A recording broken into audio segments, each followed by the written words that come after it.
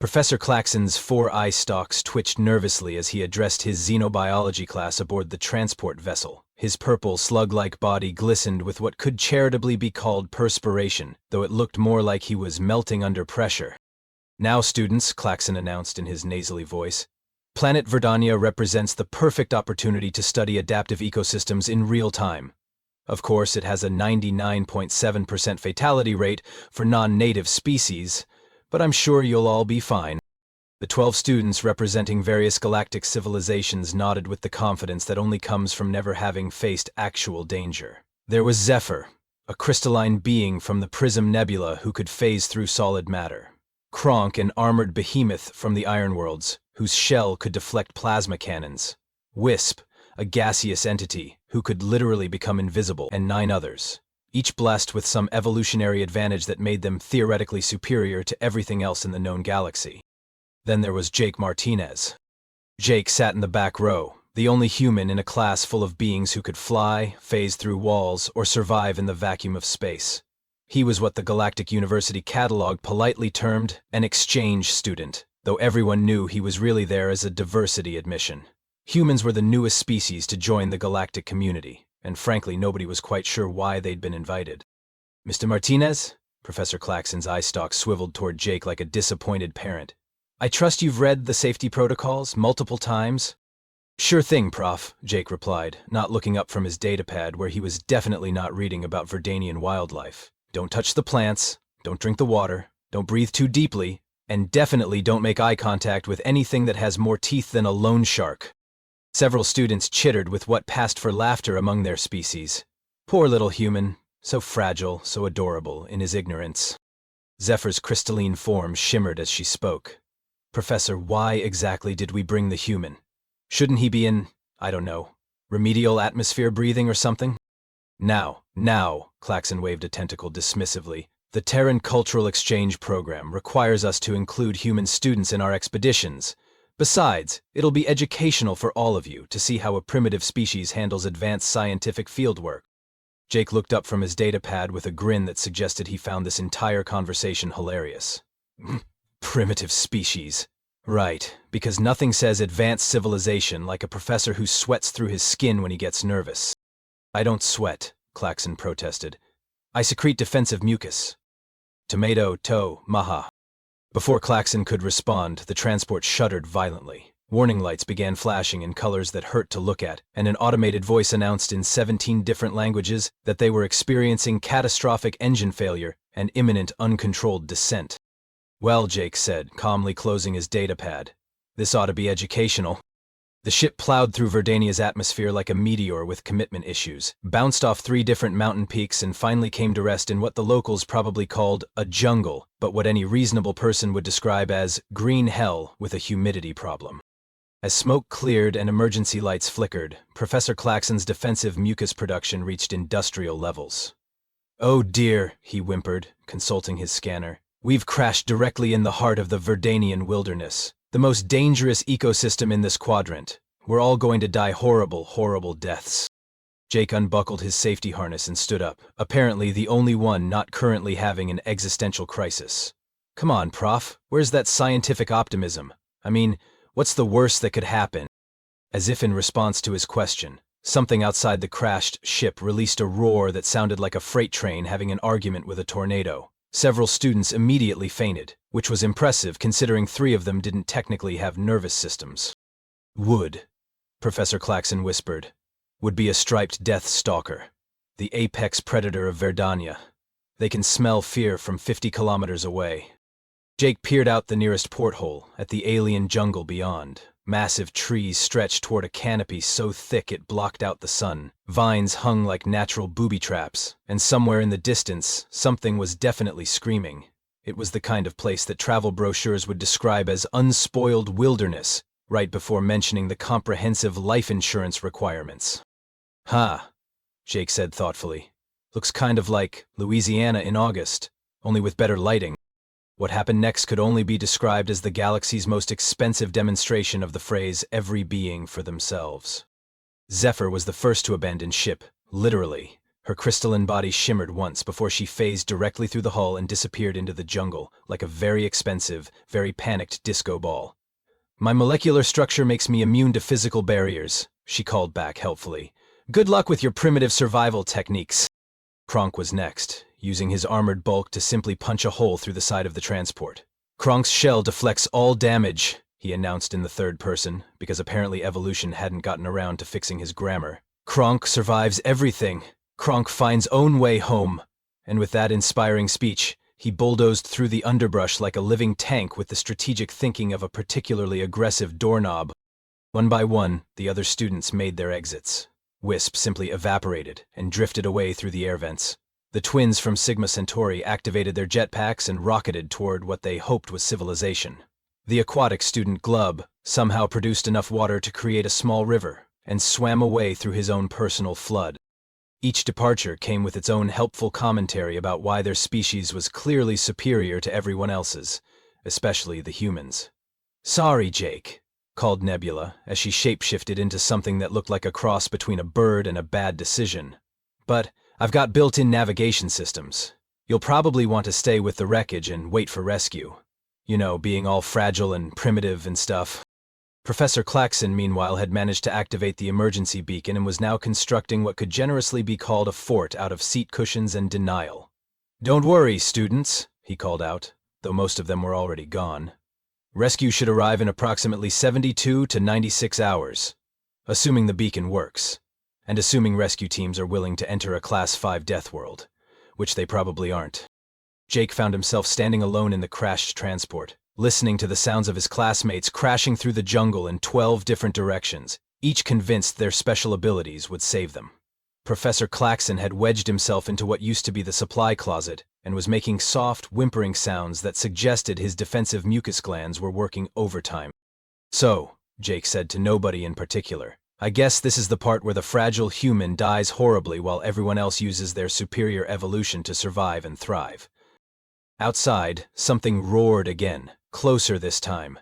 Professor Klaxon's whimpering increased in both volume and pitch. Jake picked up his backpack, checked that his water bottle was still intact, and headed for the exit. "Well, Prof, I'm going to go die horribly now. Try not to drown in your own defensive mucus while I'm gone." "Wait," Klaxon called after him. "Where are you going? The protocols clearly state that in survival situations, the least adapted species should remain with the crash site." Jake paused at the torn opening that used to be the transport's door. "Yeah, about those protocols. They were written by people who've never actually survived anything, weren't they?" And with that observation, Jake Martinez stepped into the green hell of Verdania, officially becoming the least likely survivor in a group that included beings who could phase through matter, deflect energy weapons, and photosynthesize their own food. The betting pools back at Galactic University would not have been kind to his odds.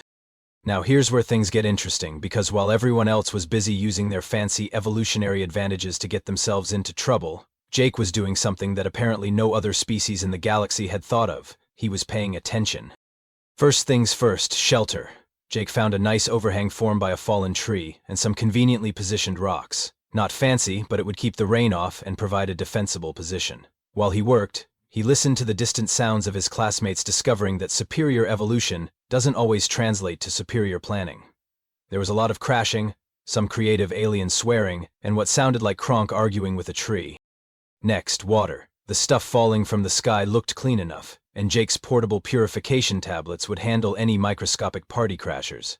He set up a collection system, using pieces of the transport's hull, simple, effective, and requiring exactly 0 special abilities. Food was trickier, but Jake had actually read the mission briefing, unlike certain crystalline beings who are probably discovering right about now that phasing through matter doesn't help you identify edible plants. He found some fruits that matched the safe for most carbon-based life forms description in the database. They tasted like a cross between an apple and regret, but they were calorie. Jake was just settling in for what he figured would be a long 72 hours when he heard it. A low growling that seemed to come from everywhere at once. The kind of sound that makes your spine want to pack up and relocate to a different body. Through the undergrowth came the most magnificent predator Jake had ever seen. It was roughly tiger-sized, if tigers were designed by someone who thought regular tigers weren't nearly impressive enough. Its stripes shifted colors like a living aurora, its teeth looked like they could open cans, and its eyes held the kind of intelligence that suggested it was already mentally seasoning its next meal. This, Jake realized, was a striped death stalker, the apex predator that had sent Prof. Claxon into mucus overdrive. Most sane beings would have run. The problem with that logic was that Jake had seen how well running was working out for his classmates. Instead, he did something that would have gotten him kicked out of any respectable survival course in the galaxy. He sat perfectly still and really looked at the creature. The Deathstalker was favoring its left rear leg. There was dried blood on its flank. Its breathing was slightly labored. This wasn't a predator on the hunt. This was an injured animal trying to get through its day without making things worse. "Hey there, big guy," Jake said quietly, making no sudden movements. "Rough day?" The Deathstalker's ears flicked forward. It tilted its head in a gesture that was almost curious. Jake slowly reached into his pack and pulled out one of the questionable fruits. "You know, you look hungry, and I'm betting you know way more about what's edible around here than I do." He tossed the fruit gently to land about halfway between them. The Deathstalker sniffed it, then looked back at Jake with what could almost be described as surprise. Apparently, interacting with prey species wasn't usually this interactive. While the predator considered the fruit, Jake got a better look at its injury. "That's a nasty gash you've got there, buddy. Looks infected, too." He reached slowly for his first aid kit. Now, I'm not a veterinarian, but I did get my wilderness first aid certification, because unlike some people, I actually read the course requirements before signing up. 20 minutes later, Jake found himself applying antiseptic to the wound of a creature that could have turned him into human-flavored confetti without breaking a sweat. The Deathstalker lay patiently still, occasionally making soft rumbling sounds that seemed more like purring than growling. "There we go," Jake said, applying the last of the bandage. "You're going to need to keep that clean, but you should heal up fine. You've got excellent bone structure, by the way. Very intimidating." The Deathstalker stood up, tested its weight on the treated leg, and then did something that would have made xenobiologists across the galaxy faint. It bumped its massive head against Jake's shoulder in what was unmistakably a gesture of gratitude. "Yeah, you're welcome," Jake said, scratching behind ears that were larger than his head. "You know what? You remind me of my neighbor's cat back home. Same attitude, same confidence, just scaled up about 1,000%. I think I'll call you Mittens." The newly christened Mittens made a sound that suggested either approval or the beginning of indigestion. Either way, when Jake settled down for the night in his improvised shelter, he had a 600-pound apex predator curled up next to him, like the galaxy's most dangerous security blanket. Outside, the sounds of his classmates' continued adventures in superior evolution echoed through the jungle.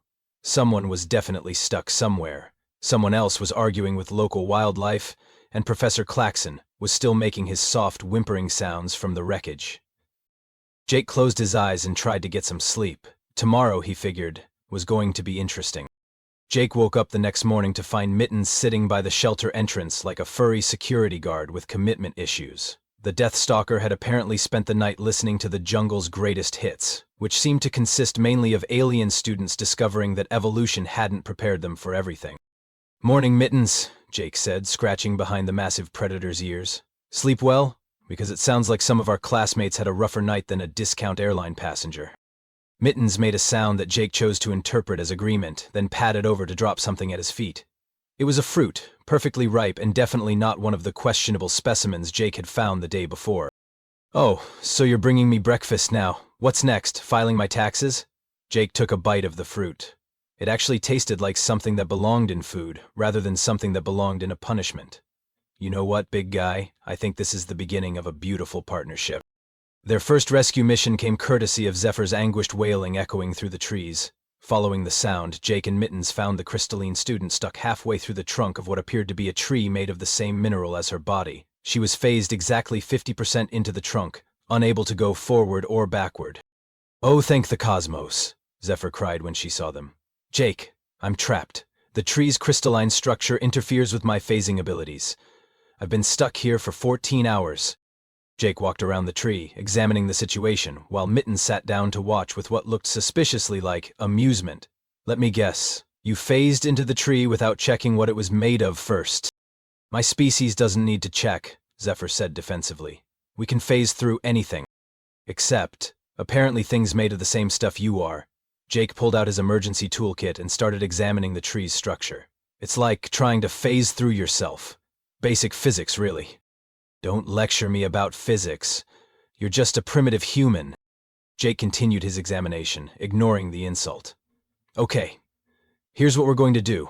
This tree grows in segments. See these natural joints? I'm going to create a small gap right here by removing some of the mineral deposits. He started carefully chipping away at the crystalline bark with a metal tool from the crash. The gap will be just wide enough for you to phase backward. 20 minutes of careful work later, Zephyr popped out of the tree like a cork from a bottle, landing in an undignified heap. How did you know that would work? I read the geological survey in the mission briefing. You know, the boring part that explained the planet's mineral composition. Jake helped her to her feet. Maybe next time try looking before you leap. Or phase. Whatever. Their next rescue was Kronk, whose superior armored hide had gotten him into a situation that could charitably be described as spectacularly stupid. They found him upside down in a bog, his heavy shell having caused him to sink like a very loud, very complaining anchor. Kronk is stuck, he announced, as if this wasn't immediately obvious. Kronk's armor too heavy for swamp. Yeah, I can see that. Jake studied the situation. Kronk was about 15 feet out in the bog, too far to reach directly. The problem with being built like a tank is that tanks don't float.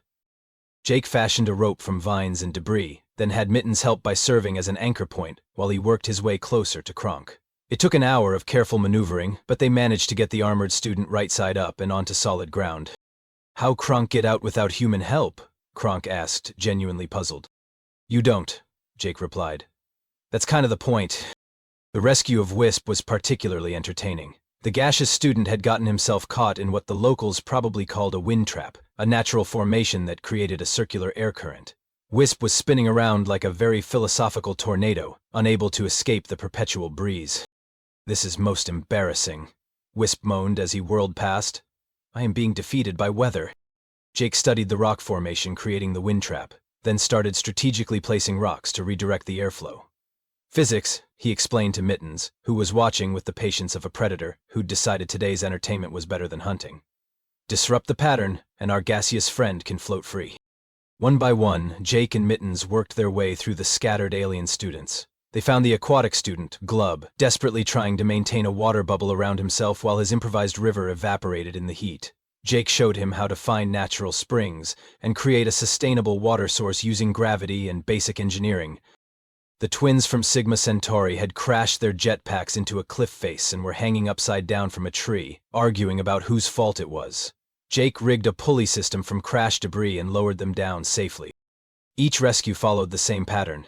Superior alien ability gets student into trouble, human ingenuity gets them out. And each time, the rescued student looked at Jake with growing bewilderment. I don't understand, said Nebula after Jake had untangled her shapeshifted form from a carnivorous plant that had mistaken her for lunch. You're supposed to be the weak one, the liability. Jake was checking Mittens for any injuries from their latest rescue adventure. The Deathstalker had proven invaluable, using his strength and local knowledge to help in ways that no amount of evolutionary specialization could match. Yeah, about that. See, the thing is, you all evolved to be really, really good at one specific thing, but evolution doesn't actually care if you're well-rounded. It just cares if you can survive long enough to reproduce. But we have superior abilities, Zephyr protested. Advanced evolution. You have optimization, Jake corrected. Like a sports car that can go really fast on a smooth road but falls apart the minute you hit a pothole. Humans? We're more like pickup trucks. Not the fastest, not the strongest, but we can haul your stuff, drive through mud, and still get you home at the end of the day. As they made their way back toward the crash site with their collection of rescued classmates, Jake couldn't help but notice how quiet they'd all gotten. The superior evolutionary advantages that had seemed so impressive back at university were looking less impressive after spending a day being rescued by the primitive human and his pet apex predator. Besides, Jake added, giving Mittens a scratch behind the ears, I had help. Turns out making friends is also a survival skill. Who knew? Mittens rumbled contentedly, apparently pleased with his new role as rescue assistant and emotional support Deathstalker. Behind them, 12 alien students trudged along in contemplative silence, each presumably reconsidering their assumptions about primitive species and advanced evolution. When they finally made it back to the crash site, they found Professor Claxon exactly where Jake had left him, wedged into the supply closet, surrounded by a fortress of seat cushions that looked like it had been designed by someone having an anxiety attack. The professor's defensive mucus production had reached such impressive levels that he was practically swimming in his own stress secretions. "Oh, thank the cosmic void you're alive," Klaxon blubbered when he saw the group approaching. Then his 4 eye stalks focused on Jake walking alongside what was clearly a striped Deathstalker, and his mucus glands went into overdrive. "Martinez, get away from that creature. It's going to devour us all." "Relax, Pro," Jake said, giving Mittens a reassuring pat. "This is Mittens. He's house-trained. Well, jungle-trained, whatever." "Mittens?" Professor Klaxon's voice climbed about 3 octaves. "You name the apex predator of Verdania? Mittens?" "He likes it," Jake shrugged. "Don't you, big guy?" Mittens responded by padding over to the wreckage and dropping a collection of items at Jake's feet. The assembled group stared in amazement as the Deathstalker's haul was revealed.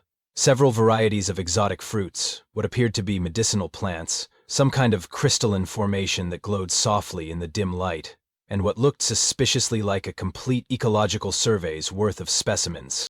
"How in the name of the Galactic Council did you collect all of this?" Professor Klaxon squeaked, crawling out of his cushioned fort to get a better look. "These are incredibly rare specimens. The luminous moss alone is worth more than my annual salary. And these fruits, they're from the Eternal Grove, which is supposed to be guarded by creatures so dangerous that entire research expeditions have disappeared trying to find them."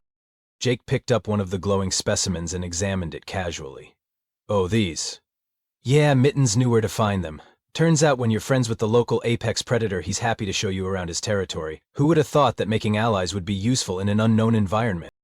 The alien students exchanged glances that suggested they were beginning to understand just how badly they'd miscalculated the situation. Zephyr was the first to voice what they were all thinking. "You mean while we were all struggling to survive using our evolutionary advantages, you were, what, taking a guided tour?" "Pretty much." Jake pulled out a datapad and showed them detailed notes, complete with sketches and observations. "I've documented 17 new plant species, mapped the local water sources, identified seasonal migration patterns for 6 different animal species, and, figured out that the whole 99.7% fatality rate thing is complete garbage." Professor Clack's eye stalks nearly tied themselves in knots. "Impossible. The statistical models clearly show—" "The statistical models," Jake interrupted, "are based on the assumption that visitors to this planet would do exactly what you all did, panic and try to use specialized abilities that don't work in an unfamiliar environment. But here's the thing about statistics, Prof. They're only as good as the assumptions they're based on." Jake gestured to his assembled classmates. Zephyr tried to phase through everything without checking what it was made of. Kronk tried to bulldoze his way through terrain that required finesse. Everyone used their supposed strengths without considering whether those strengths were actually useful here. "But you're just a human," Nebula protested. "No special abilities, no evolutionary advantages. How did you succeed where we failed?" Jake looked at them like they'd just asked him to explain why water was wet. "Because I don't have special abilities, I had to actually think about what I was doing. When you can't phase through walls or deflect energy weapons, you learn to pay attention to things like basic physics, local conditions, and, I don't know, reading the mission briefing." He pulled out his water bottle, which was still half full of clean, purified water.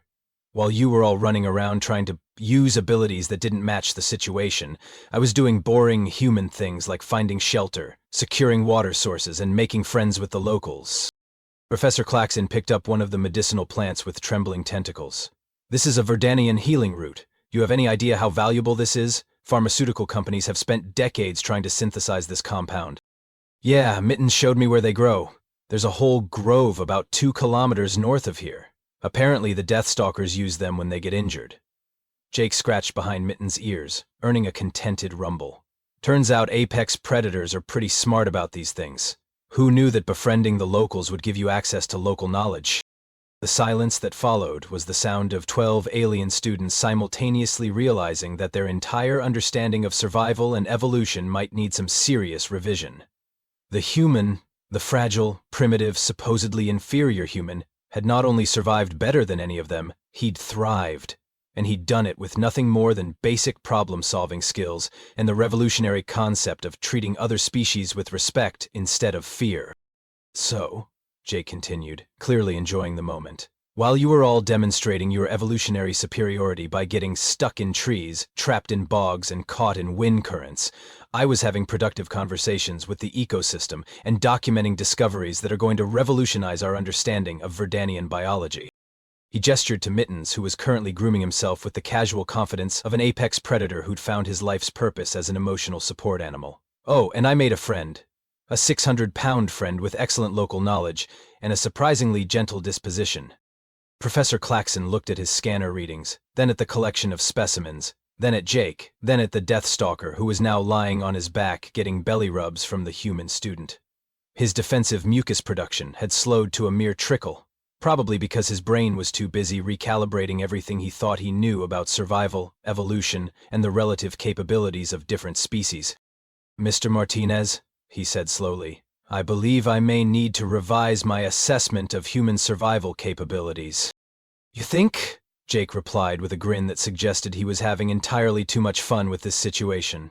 "But hey, at least now you have some actual data to work with instead of just assumptions about primitive species and their supposed limitations."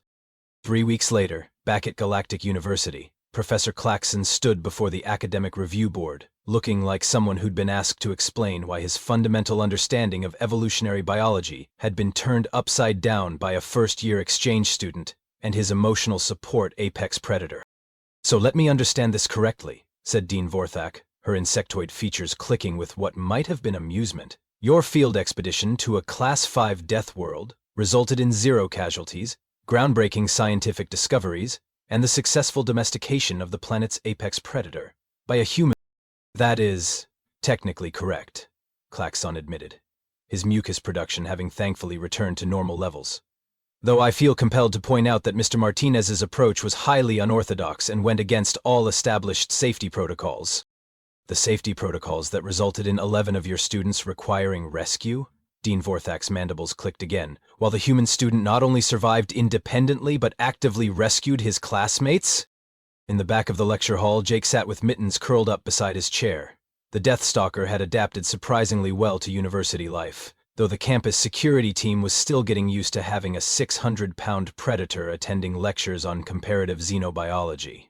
Mittens wore a service animal vest that read, "Emotional Support Apex Predator," in 17 different languages, because apparently even in an advanced galactic civilization, bureaucracy still required paperwork.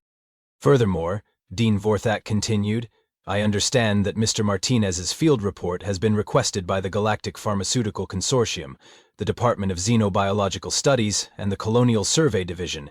His documentation of Verdanian ecosystem interactions has apparently revolutionized our understanding of Deathworld survival strategies." Jake raised his hand. "Actually, Dean, I wouldn't say I revolutionized anything. I just did what humans do. I paid attention, made friends, and didn't assume that being different from the local wildlife meant I had to fight everything I met."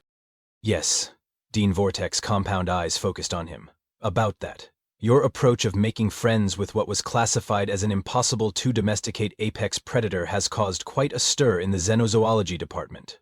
Professor Chitlick has requested a complete revision of our predator classification system." Mittens chose that moment to demonstrate his impossible-to-domesticate nature by rolling over and presenting his belly for scratches.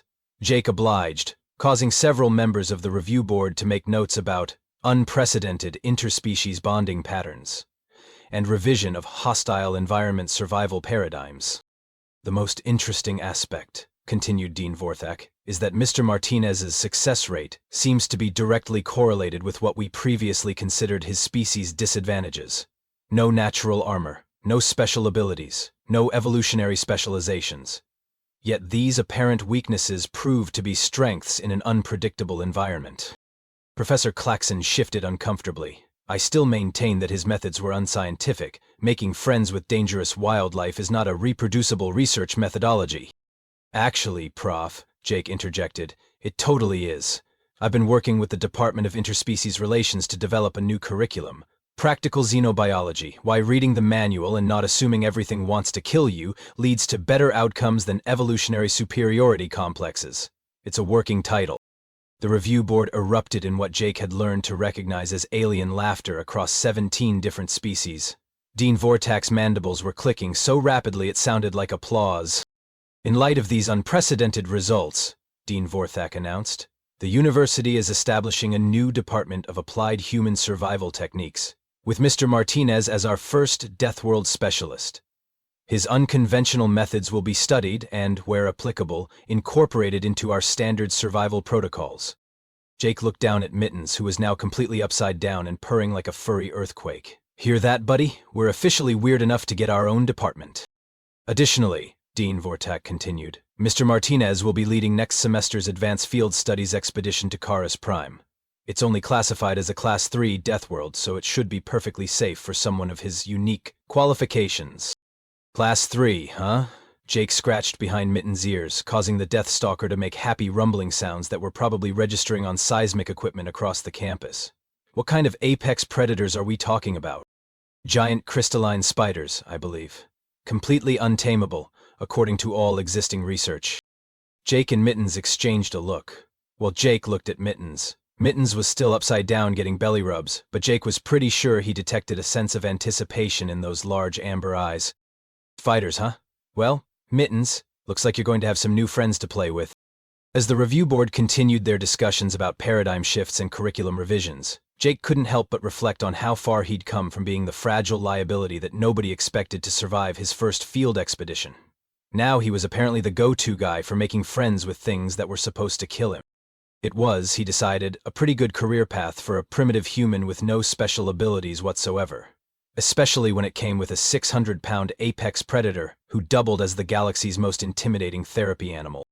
The universe, Jake thought as Mittens finally rolled back over and settled in for a nap, was a much friendlier place when you bothered to actually talk to it, instead of just assuming it was out to get you. And somewhere in the back of his mind, he was already wondering what kind of friendship opportunities a giant crystalline spider might offer to a human willing to approach it with basic first aid supplies, and a genuine interest in not being eaten. After all, he reasoned, if you're going to be the weird species in the galaxy, you might as well lean into it.